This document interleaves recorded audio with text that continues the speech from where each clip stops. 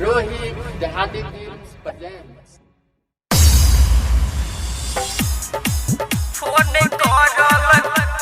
रोहित देहाती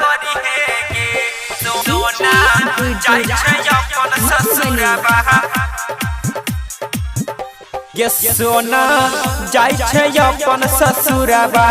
फोन करल करी हे गे ये जानू जाय छै अपन ससुरबा फोन करल करी हे गे फोन करल करी हे गे बात करल करी हे गे तो भेजबो लव लेटर के पन्ना खोल के पढ़ल करी हे गे ये सोना जाय छै अपन ससुरबा फोन करल करी हे गे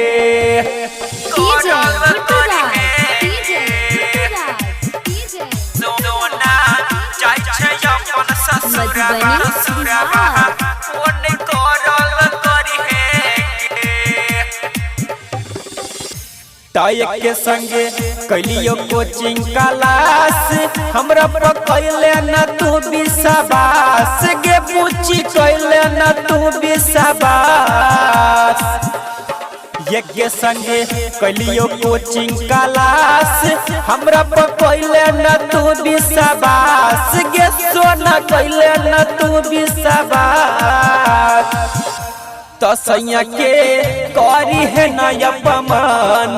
धन झाड़ल करी है गे ये सोना जाय छै अपन ससुरबा बात करल करी है गे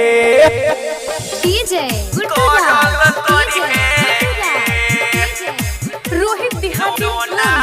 जाय छै अपन ससुरबा फोन करल करी है कि तोरा खातिर की नहीं गेलियो अभी तक नहीं तोरा भूलियो गे बाबू अबले न तोरा भूलियो कि तोरा खातिर की नहीं गेलियो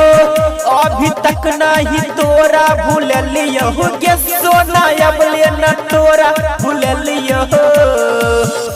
तयनील रोहित से नहीं लड़ी है